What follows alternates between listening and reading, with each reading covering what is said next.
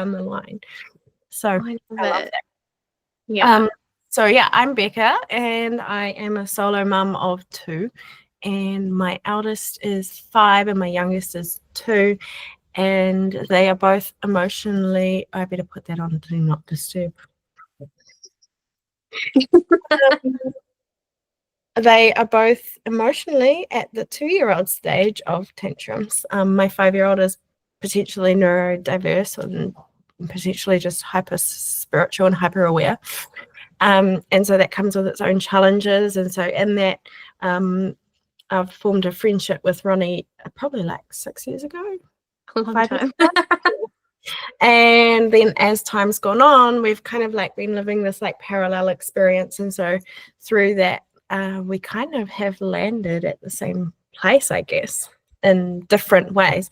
A bit of background on me is like I am a nurse, and then I stopped nursing to go and look after my son. I've always had quite a strong intuition and have recently been working into using that. And in August last year, I went through quite a big shift in my own consciousness and understanding, and really tuning into what is there for me, and learning so many different things about myself, and working through inner child work and working through a lot of things to get to where I am now, which feels quite balanced in comparison to who and the versions of me in the past.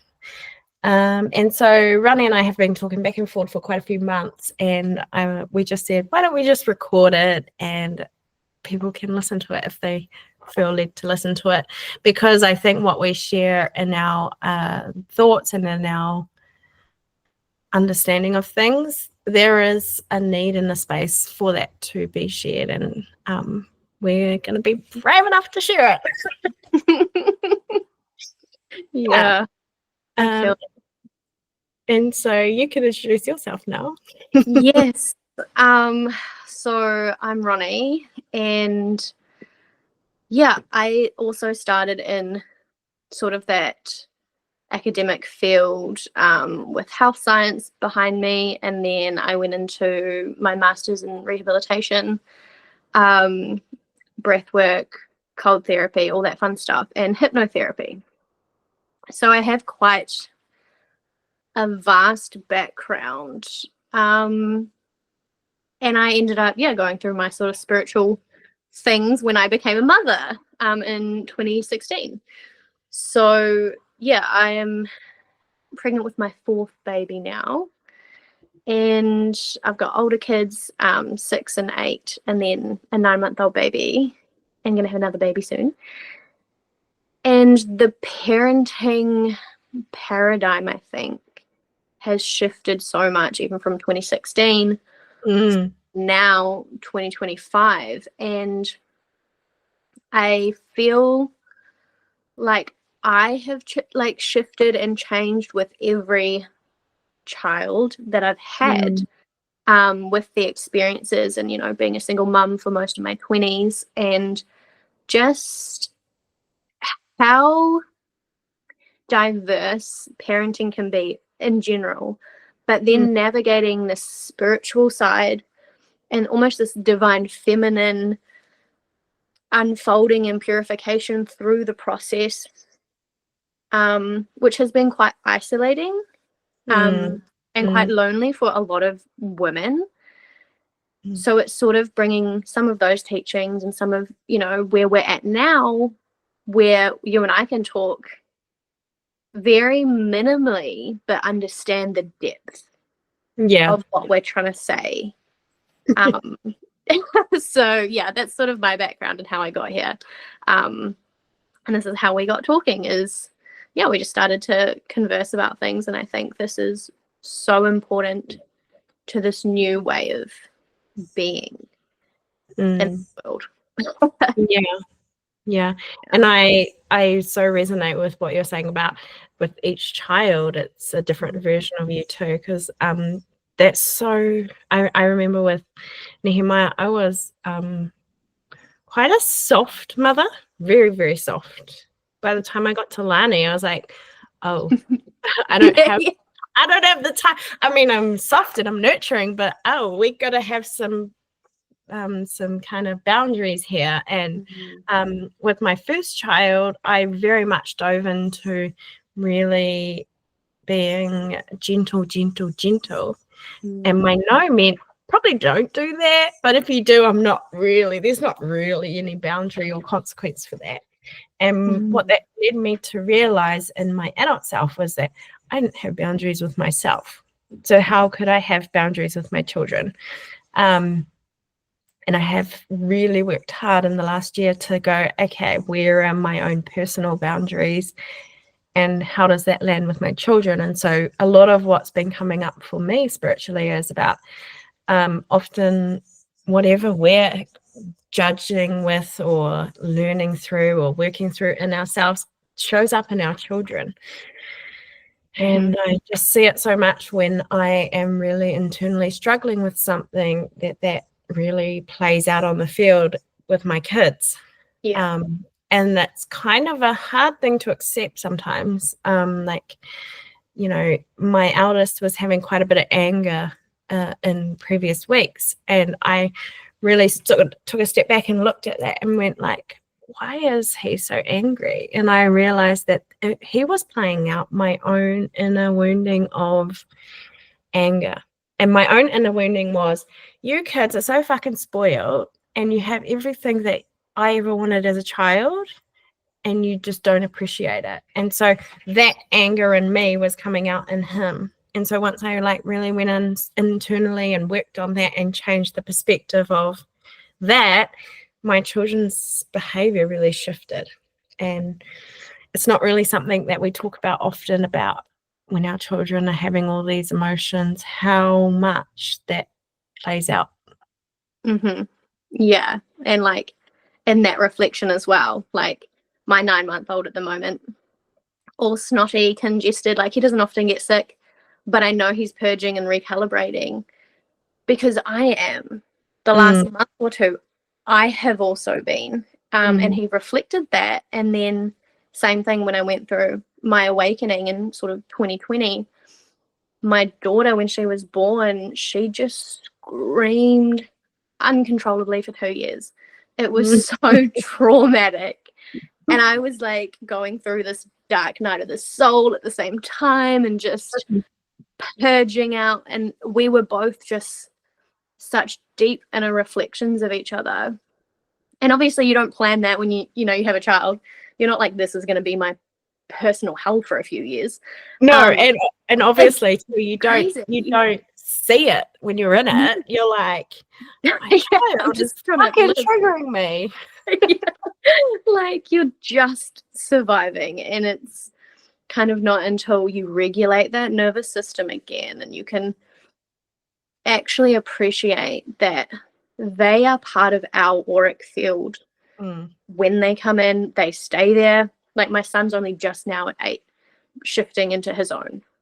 Yeah. So like that thing has been pumped full of souls for a few years. Like it has been very congested with all these different things going on as a family auric field.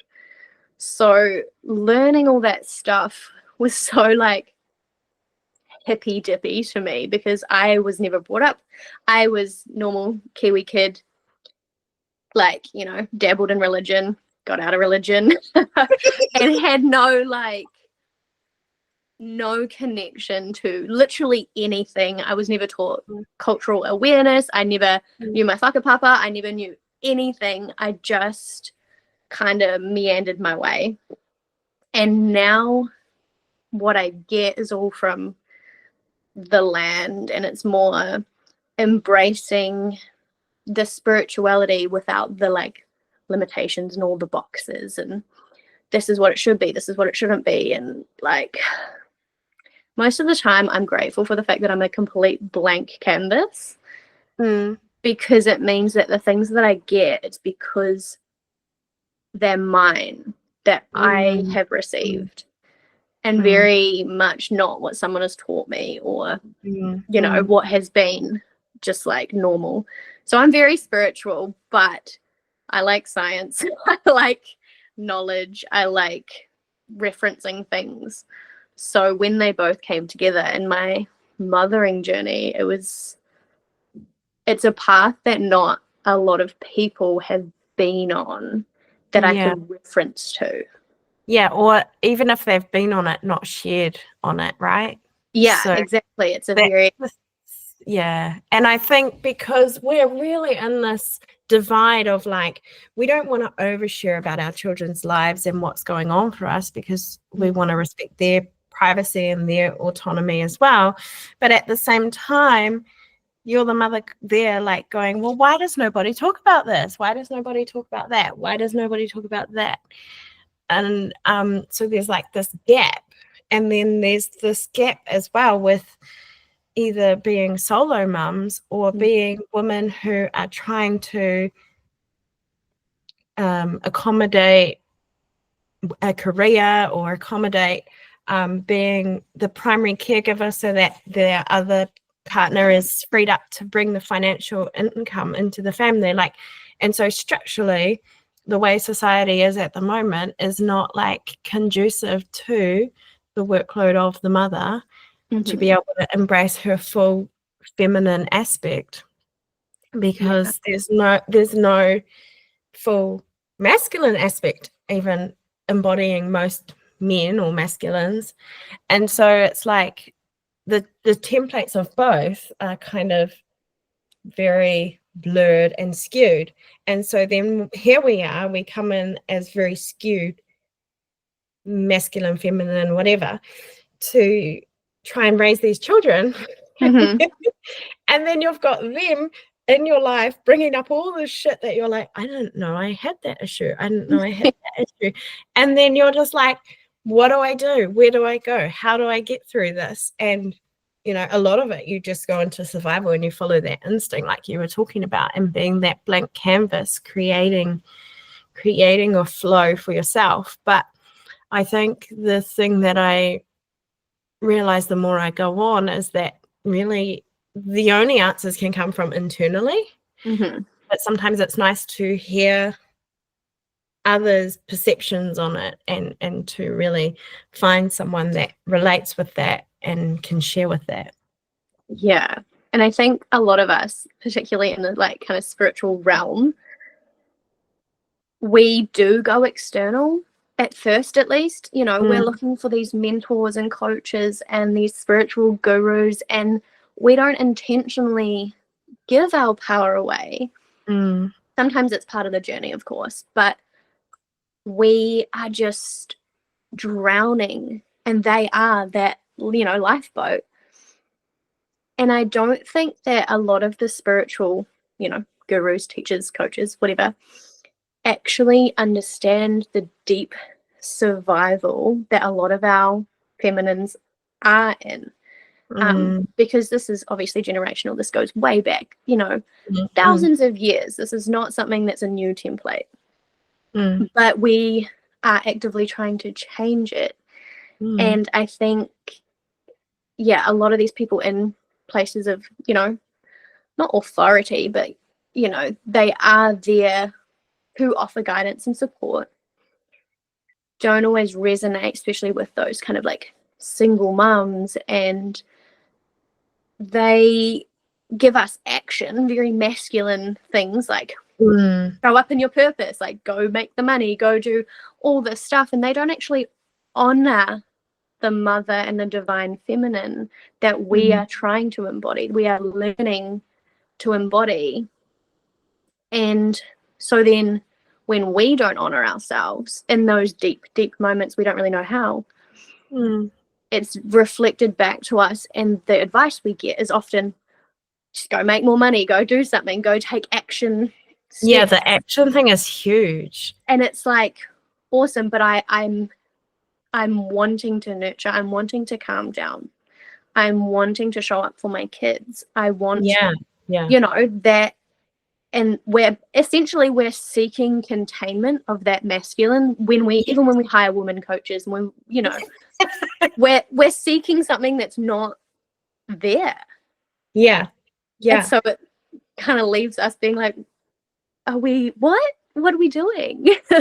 Yeah. I so agree with that. And like, because in my experience, right, I don't think most of my life I have not been around healthy masculines. I just really haven't.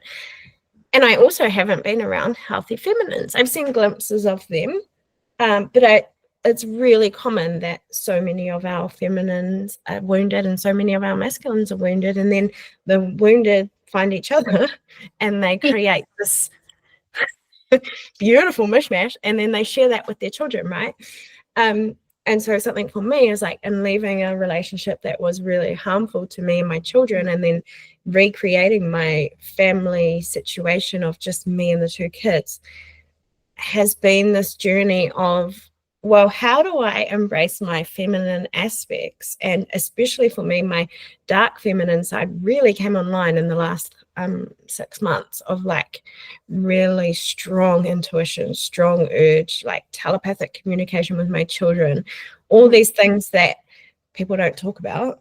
They'll say mother's intuition, but really, like, my child is telling me telepathically things that I'm like, oh, whoops, I should have listened to that. But then, like, how do I fully embrace that feminine aspect of me that's really wanting to come in and be birthed and to awaken when there's not that masculine? And the answer I've found for myself is that a beautiful friend has shown up who's a masculine, and it's completely platonic. There's nothing at all that's like chemistry wise or like anything like that. It's just, but they have shown me the consistency of every morning and every evening. They're actually in the UK, so every morning and every evening checking in with me. Hey, how was your day? How were the kids? What's going on for you? What's on top? This is what I did. This is how. And that consistency of having someone that shows up, that's very different than in a feminine way. In a woman way, we go, oh my God, it's been a fucking nightmare. And then we do it to each other, yeah? And so we're back and forth with each other. And we, instead of going with the masculine energy, it just brings and grounds, right? With the feminine, when you're going with each other, you're just both spinning in orbit. You end up in the clouds, just like, yeah. And so with this alignment with this friend of like creating and holding that containment is like providing exactly what you're talking about, that we are often looking for in the coaches and in the gurus, is someone to go, I've got you. It's okay. That sounds really tough with the kids. Have you tried this? Have you tried that? What I'm hearing is this. What I'm hearing is that. And I'm like, oh my God, that's all I've wanted for like years and years and years. But now I'm at a place where I've worked on my internal feminine enough that I can accept their words without taking them as criticism. yes. And I can accept their help without realizing and feeling like I'm not doing a good enough job. And so because I've made the space within myself, it's allowed the space for a healthy masculine to come in. Yes. And that's where there's almost like a little like flip, because I was a single mum for many, many years. When my daughter was born, like it was a lot. So I had 2 children under 2, and it was very traumatic those few years. You'll love to make your babies come hard and fast all at once. It's wild.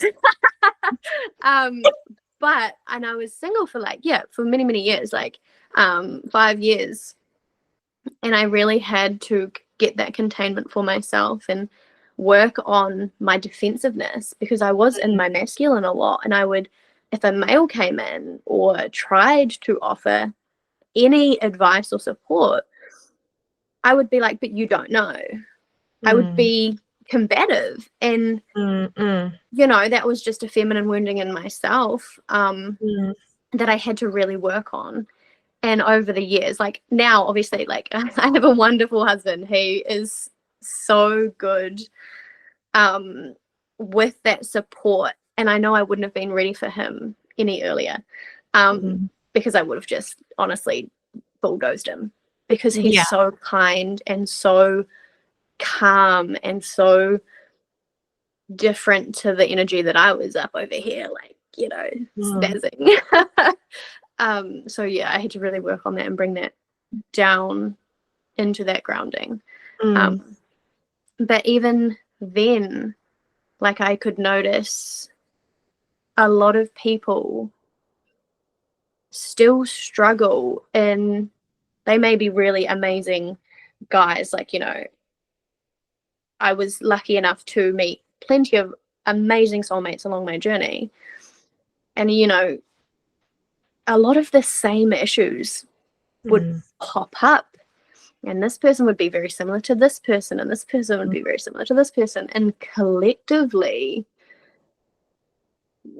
when you have that really deep feminine wounding with no containment, unless you do the work, it's not going to change. Like, society itself at the moment doesn't value mothers, doesn't honor our journey as divine feminines.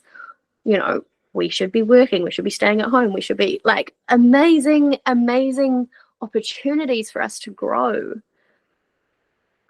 But there's still very limited masculines who actually hold that as a template for our kids growing up and our kids' kids.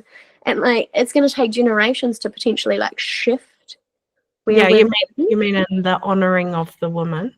Yeah, like, I saw something the other day and it made me think about it, because we are the generation now where we're raising these kids and we're trying to change how we are with them, but we don't necessarily have interactive grandparents to help with the kids in the weekend. You know, they're, even our parents, they're still working, they're tired, they've done their job of parenting. So there's no village around us. And when we do find a village, like, you know, I've gone to the Plunket things. Anyways, they all just kind of will bitch about their husbands, their everyday work, you know, their kids, and there's no actual... Oh, you mean the mummy support groups? Or There's no actual, even if you get into the village of people, the mentality and the collective is not actually working on that feminine wounding. Like, we can blame the men all we want. Like, it's not going to help. It's us. We have feminine problems first to work on ourselves as mothers. Yeah. Oh, yeah. I think the women are just as wounded as the men, if not more, because the woman, we like to think that, you know, with feminism has come us being able to be equal. But I think what it's done is, like, it started out with very great intentions, and I would say I probably still am a feminist through and through without realizing it sometimes, is that it didn't allow really the space for women to go, hang on a minute, like, what's going on within me that I feel less than? Where am I not showing up for myself? And I think we can go and get the job, we can go and get the career, and, you know, I won't lie and say that I miss working, because I do. I miss going out and having a social life in the hospital and working in the hospital. But I realize and recognize that doing that would come at the expense of my own sanity and my children's well-being. And so at the moment where I'm at is, like, I basically need to be the container for them to grow and flourish, and I can't do that doing both. But I think with going within and realizing that I can't do that and I don't want to do that is, like, where the work starts, is what's going on for me and how does that affect my children. And so often, because of what's happened in our childhood or because of what we've had role modeled to us, we just think that the problem is exterior to us. But often it's actually interior, and it will come down to the most simple woundings of, I'm not good enough, no one loves me, I'm always failing, I'm unlovable, I'm unworthy, you know, those real key core woundings, which are why we bitch about our husbands, if you have a husband. Because at the core of it, actually, you feel not good enough. But if you bitch about him, then it's going to like project from the fact that you're not good enough. Yeah. And like, we like that validation, right? As women, we like when our girlfriends, when we're like, oh yeah, me too, don't even worry about it. Like, you know, just silly little things that make us human. And that's part of where I think collectively we're at, where we accept our human life, because there is a very like mundane part to humanity that we're just, you know, brush our teeth, make dinner, like silly little like human things. But that's the whole point of having all this like beautiful spiritual awareness over here and going deeper into like our souls and what we're here for and being really, really etheric. But that connection between the two, like that generally does come from that sort of masculine grounding from over here, being all spiritual, grounding it back down into just enjoying the human as well. Otherwise we wouldn't be here. Yeah. So, And something for me that is like in connecting with that masculine friend that I was talking about is to realize and honor the masculine within myself and to really balance it. So I feel like I'm quite balanced at the moment with being able to show up for myself in masculine ways, but also show up for myself in feminine ways. And see the benefits of that. But I think that the amount of inner work that I've done, society's speed and pace of things doesn't allow for that anyway. You know, because I'm not working, I've put, you know, I drop my children off at home, at school, and I come home and I do an hour of self-care. And self-care is not like the self-care of like having a shower, meeting my physical needs. Self-care for me is sitting down and going into a meditation and journaling, and it's not in a very ritualistic way for me. It's very I don't know the word, real for me. Yeah. But it's taken a lot of time, and it's taken prioritizing that, and in our current society speed and pace, that's not really made a priority, or there's very little space for that. Yeah, absolutely. Like, yeah, that was me a few years ago, obviously being a single mum. I was working, you know, part-time doing hypnotherapy and breath work and things like that because it filled my soul, but I also financially I needed it. And then I would get really frustrated when coaches and stuff would say, which I paid for, like, so I'm like, obviously the intention was there to learn. And they would be like, oh, you know, you get up at 5 a.m. and you do your breathwork flow, and then you got to do your like go to the gym. Yeah, like go and do that, and then also have a cold plunge, and then also come home and get ready for work, and then go and work, and like it was a lot. It was a lot. And it would be like, don't forget to fast for 3 days, and like I'm like, I'm looking for like 3-year-olds. Yeah, and it wasn't until, I won't say until I had my husband, because that's not true.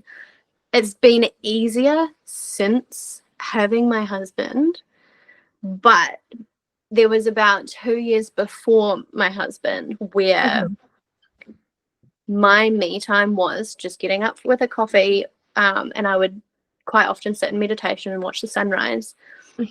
And I would then drop the kids off to school, and, you know, maybe I would have a cold plunge, or being feminine, I'd go to the hot pools and soak in the hot water for my womb, and like things that was a calmer approach to the healing and the very much doing that's been.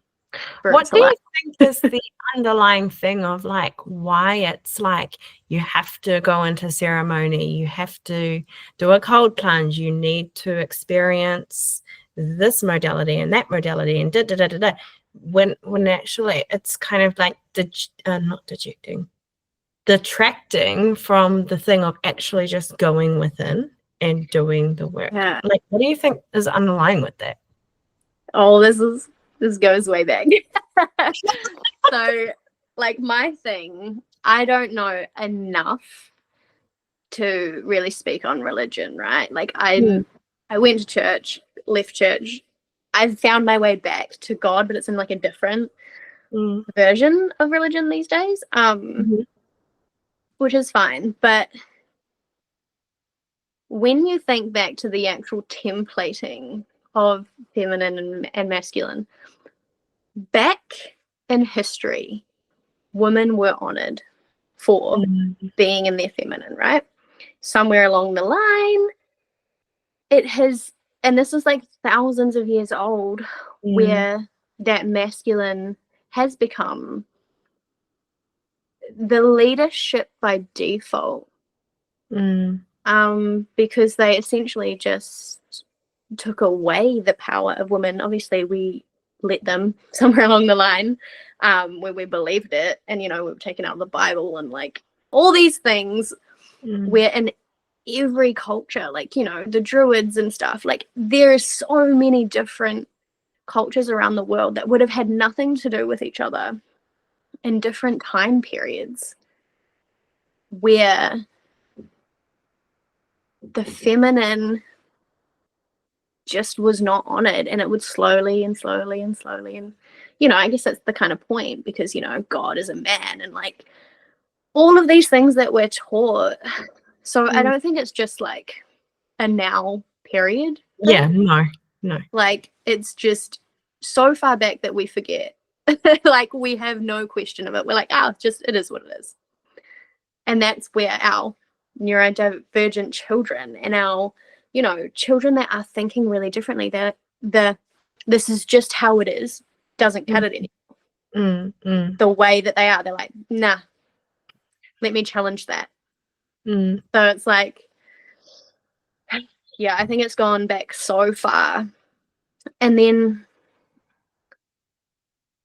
the coaching industry and like the spiritual new age has tried to bring it to light, I think, but kind of missed the mark. To fix it, they've taken that masculine approach to fix the thing that the masculine approach kind of destroyed in the first place. So it's like, that whole two wrongs don't make a right. So it's that ancient knowledge, I think, that we have, is that divine feminine, like, we use the top 3 chakras, which is natural to us. Like we can be up in the ethers and can totally bring down that knowledge. But without that connection to the grounding of the masculine energy, your root and your sacral, bringing it down, it doesn't stay here. Like we're 3D. Like, so I think that's where we've kind of gone a bit iffy, because the connection, like the actual bridge, hasn't been there. So it's either one or the other. And I think that's where we're at collectively, where we're like, that stuff isn't working. And like, from a scientific background, they never tested stuff like research on women. Like even just like a few years ago or something, they were saying like they didn't test sanitary pads with real blood.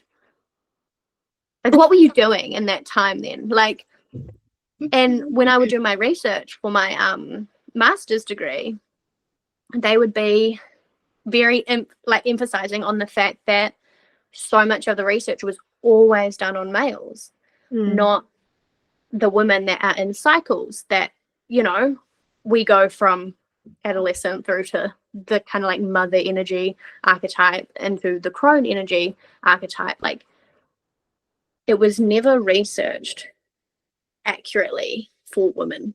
The world was not made for women. It's sort of just been, we live here. And we do our stuff, and then like. But don't you know that cold plunge is great for you, even if you're. Like, that's the thing, is I'm like, cold plunge is amazing for women if they are not in crazy survival, if they don't have adrenal problems, like if they're not like even just blood sugar stuff and like blood types. You can do so much research on all these things, right? And it'll be like, do this, don't do this, you know. Intermittent fasting, yeah. Yeah, like when you're pregnant, they're like, oh, you know, don't do cold plunge. I'm like, for me personally, I understand it. You know, Chinese tradition is like you keep the womb warm. However, there is also a place for it in certain people. It's not for everyone, but you know, it's really good prep for labor and all these things, but it's just never tested. It's not researched because it's always done on males. So I think there's that ethical dilemma of if we're testing and researching on children and newborns and that kind of thing, then it's an issue as well ethically. You can't get approval. Like the ethics board will not approve anything like that. So it's really hard. Like even with pregnancy, and I know like alcohol, right? They say no alcohol because they can't ethically test that. They can't get it signed off. So it's one of those things where scientifically there's like, you know, reasons and boundaries for stuff. But what we forget as women is that we actually know energetically, like we will know what is or is not good for us. And I think that is where we're trying to bring it back into a collective awareness that we have the power. We know. Our body knows. And I think once you have done a lot more of the inner work, like the healing of the inner child, the healing of the mother and father wounding, the and the wounded feminine kind of starts to dissipate. Actually, I want to come back to that and talk quickly with you about like what wounded feminine looks like. And so when you go back to, I lost my train of thought. What was I saying? Wounded feminine. Oh, once you've cleared a lot of that stuff, then the intuition gets stronger and stronger to the point where you cannot deny it, and you just know, and it's a knowing, and it's such a strong thing that you trust it with your life and your children's life. And so, you know, they might be saying that's okay to feed my children or to give my children. I'm not giving it to them. I'm not giving it to them. They might say that this is okay for them to have X, Y, and Z behaviors treated X, Y, and Z. I'm not doing it that way. My guidance is telling me no. And you get to a point where you just trust it and you know it. And the relationship internally becomes so strong that you no longer seek that external guru or that. And I think that's religion had a big part in playing that. The greatest tragedy humans did was look for the answers outside of themselves. And the God is within us, and the God is us. And then we put God over here, and we put someone in between us and God, and then they're going to bring us God's word. God is within us. I have a funny story about that from church. Oh, yeah? So, no, nothing bad against church. I go to church. Like, but I was talking with this lovely lady, and she said she was not allowed a relationship with God herself. She could only have a relationship with God through her husband. And I was like, are you okay? Like, I felt just this pit in my stomach. I felt so bad for her because she has been a very, very religious from birth, you know, woman, mother, wife. And that made me so sad for her, because when you mentioned before, what does a, you know, wounded feminine sort of, you know, what are the symptoms of that?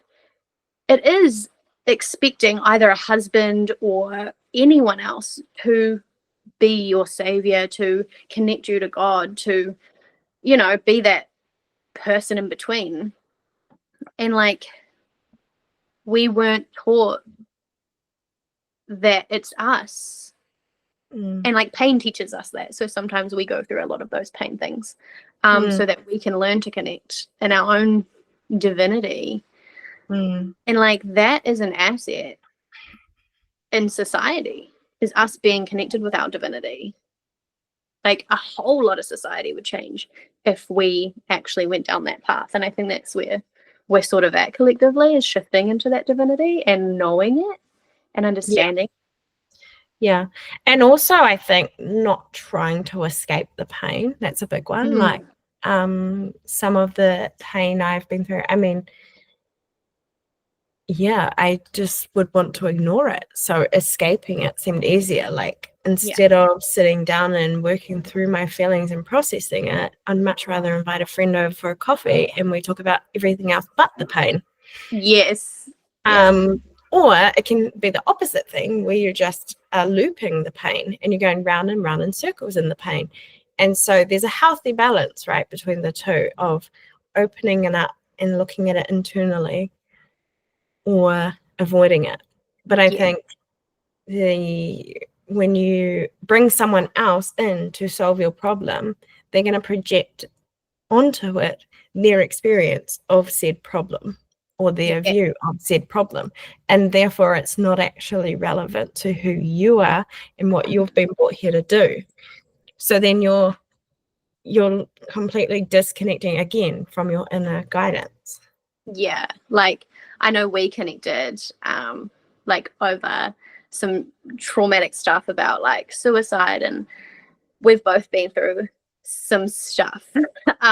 So trigger warning for anyone. But even now, I don't really trigger warn, because I'm like, this is just part of our journey at this point. And it's authentic. So, you know, that sort of pain and darkness and things like that you do go through, it's nice to resonate with someone. Like, you know, it's great like that. And I've always been someone, again, very scientifically based, and so psychology and counseling was always like, you know, a good pillar for me. Same with me. Yeah, like, if you need help, go and get it. The only problem I have with it, as I went through my own journey, was the looping of trauma. And as feminines, we do want to be saved. Like, someone just pull me out and love me. Like,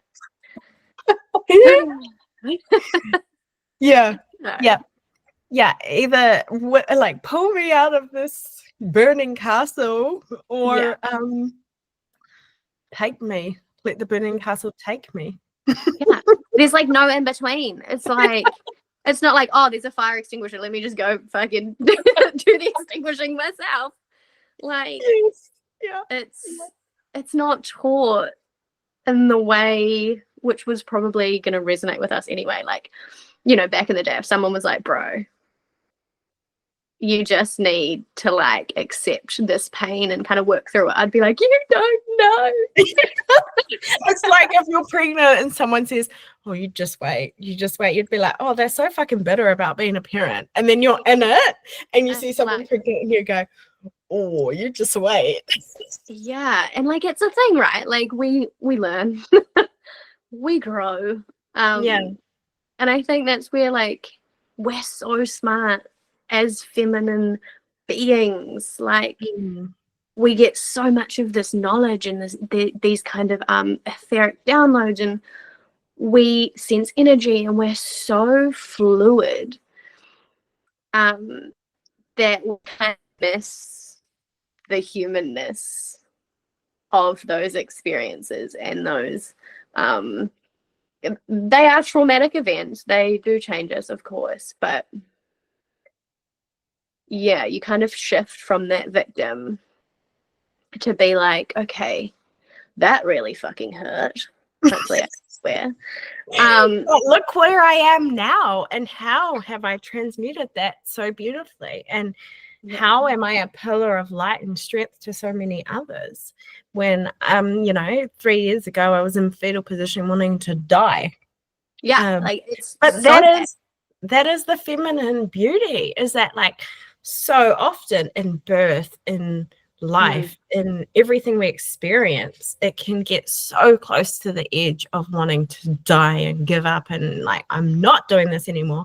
Yeah. And emerging every time stronger and more beautiful and more radiant and so wise. And I think like in both of our journey, especially around that suicide and loss, like we were able to share the pain. But what I also appreciated in you as a friend was that you never just allowed it to ruminate and ruminate and ruminate. And when there were times in our friendship where I would be like, this is what's happening, and blah, blah, blah, it'd be like, look, truthfully, I'm not in a place that I can hold space for that right now. So you need to figure it out. And like at the time, it was a shock to me initially, because I was like, fuck, no one's ever told me to like deal with my stuff and like look at it internally. But like, fuck, she's right. And it pushed me, the push that I needed to go like, okay, where's the pattern? What am I doing? Initially, it was like, gave me the wobble.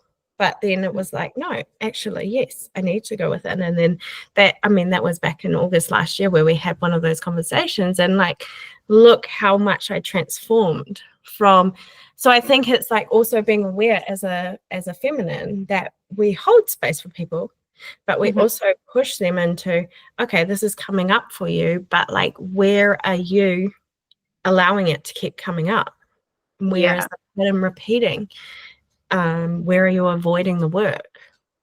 And this is where I'm grateful for, these masculine coaches, and because they'll call you on your shit, right? But it doesn't land for us because we will instantly be like, you don't know. You're not in this situation. We are not the same, like, and so we can dismiss it. And there is this massive opening now for women and divine feminines to actually embody that kind of leadership that, as you said, you needed it, but from a place of love and safety, not just some dude being like, you need to take action.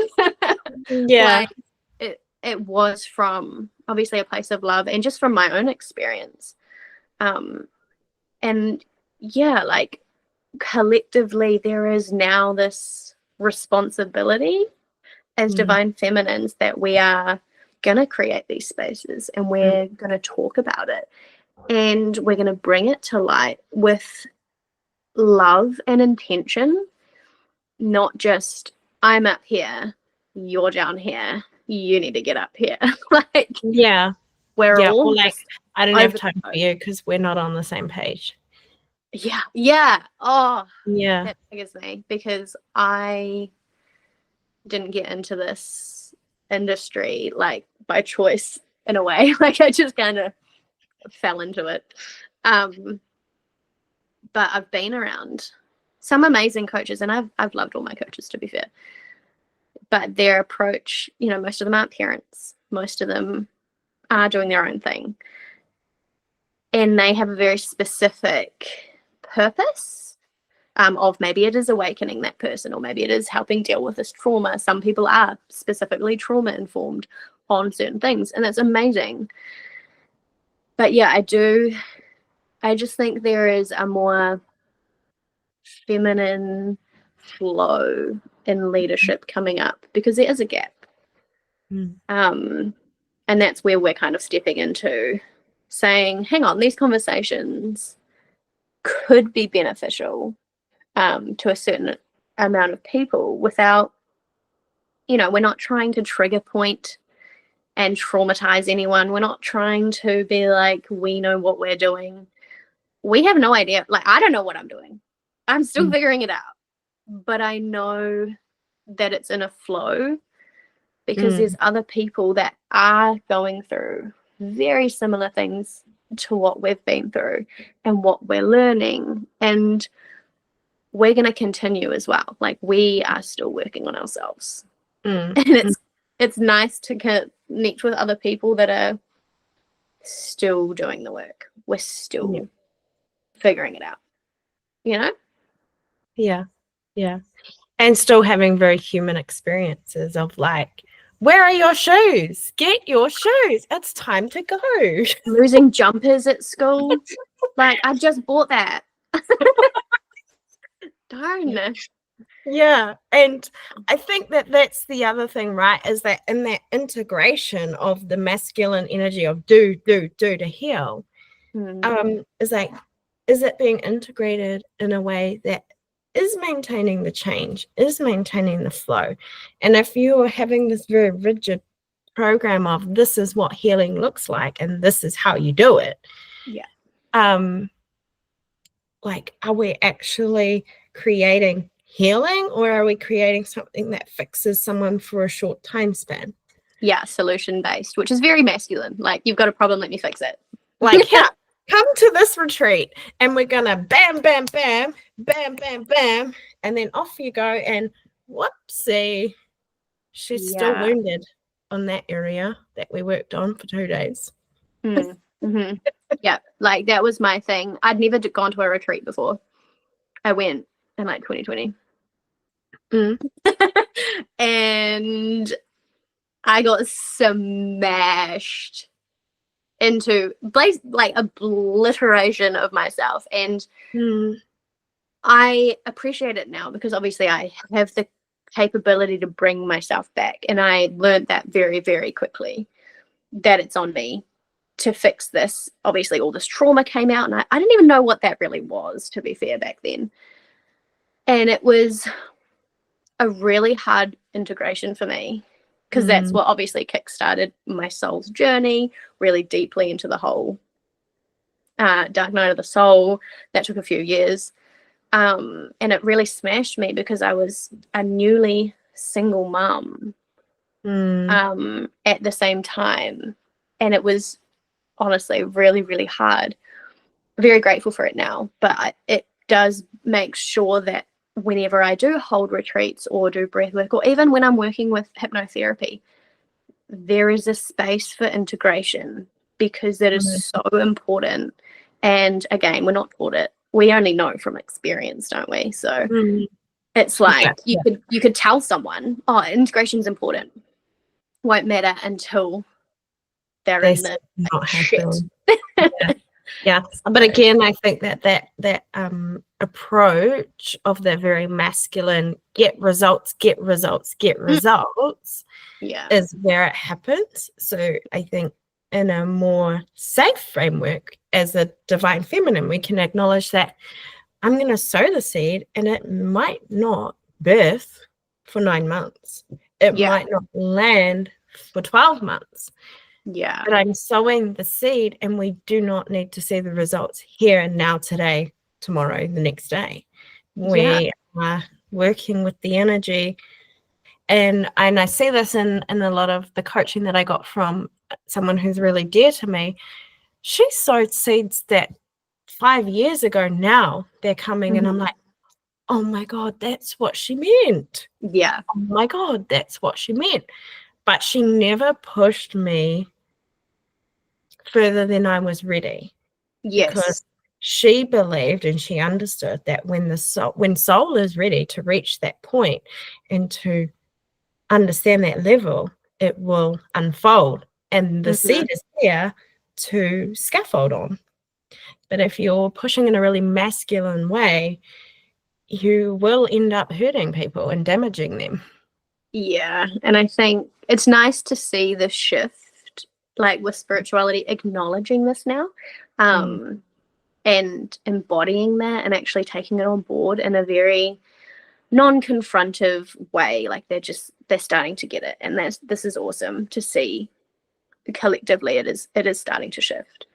And I think like a pat on the back to all the like divine feminines that we saw it, we went through it, we experienced it, and we're like, let's just shift how this is working now, and let's actually take charge in this certain direction, and let's actually offer support and feedback from a place of love and not competition, because we're moving into co-creation. We want to work with people. Like the feminine energy of us birthing stuff comes as a co-creation. It's never just one person. So we're shifting from that competitive mindset and I'm a better coach and I'm a better person and I'm a better parent and I'm a, whatever, I'm a better wife. It's actually working now together in creating the better. And I think that's where we're at. And I love that. Yeah, to see now.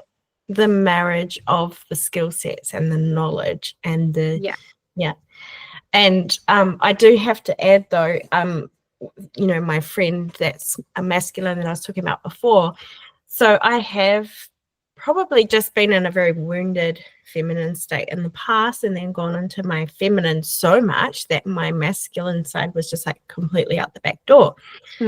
So then came the time to incorporate more masculine approaches to healing in the last few months. But I think had that been the approach from the get-go, it would have really scared me. But now I'm getting to the point where I can sit down and do it in a really masculine approach. And what that looks like for me at the moment is having a template that I write on and that is very like bullet pointy and clunky, and I hate it because it's just not at all my approach, right? My approach is very in my mind, in my feelings, in my here, now, transmute, transport, exit. And now to sit and do it in a really masculine approach is really, really hard. But I can feel it shifting things in a different way that my feminine approach has not worked for. So there definitely is the balance for both as well. Yes. Yeah. Like even just recording this, like we had the idea, we had the download, we were like, yeah, this sounds like a great idea. This didn't happen for months. Like we just waited until we felt right. But in that moment, the containment of that sort of masculine was like, okay, this is going to happen. We need internet. We need the logistics of like, we need the technology. We need this setup. We need like a time frame. And this morning my baby went down for sleep and I was like, okay, let's try about now. And you were just finishing your meeting and it worked out perfect with a balance of kind of schedule, the intention, the masculine, getting the logistics, but also the feminine of being in flow. We're not pushing, we're not trying to overextend ourselves. We're like, this is perfect. Like we're just having a chat. Yeah, because I don't do formal. I find formal really hard. But in this approach of healing that I'm doing in the formal, I can really feel it's making my masculine side step up. And right now, that's what's really needed for my children. They don't have a dad here. They don't have a masculine figure. They need my inner masculine to step up or they're going to be in trouble in a few years. Yeah. And we're all going to be in trouble. Yeah, like shifting into the Aries season. So we're in Pisces at the moment, which is very feminine, very flow, very purifying and cleansing.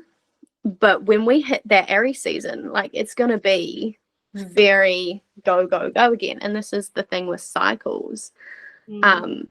We as feminines, we can tap into it pretty easily. And it's more like the validation when it happens. You're like, oh, this was a cycle. This was a season. Now I'm shifting. And there is a season for everything. Like the go, go, go.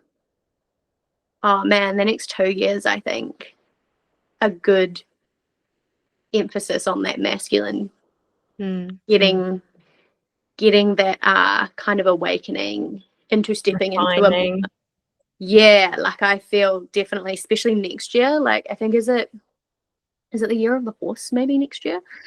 This is it's the year very masculine. So it's the shedding of the skin and the shedding of the old. And very earthly. So it's like the wood snake, I think, this year, and then last year was wood dragon maybe. Then we're moving into the fire horse next year. And there's a lot of planets that are in sort of air and fire. So I think you'll see that kind of inner burn and that masculine really like get triggered and activated, should I say? Triggered. I'm excited for it. I'm here for it. Yeah. So I'm like, we're on the right timeline, and a lot of the feminines will be in this sort of stage that we're at now, where we're content, we're trusting, we understand the world is absolutely like obliterating itself right now, but we're okay. Yeah, and within our homes, that obliteration is non-existent. Yeah, like we're it doesn't exist in my reality. Like we're okay with it. And I think that's where this acceptance of where we're at and what we're talking about is becoming embodied. Whereas we could have spoken about it 5 years ago and it just wouldn't have landed as well. No. Wouldn't have made as much sense. But like, you're talking jargon. And if anyone and it sounds like jargon, then you're probably like, I don't even think you would have got this far through the video. No, I can't imagine. So, like, anyone that made it this far, amazing. Welcome to the tribe. Yeah, I feel like that's a good wrap up. I think so as well. My baby's probably going to wake up any minute now. So, feeling good. I will just end the recording there.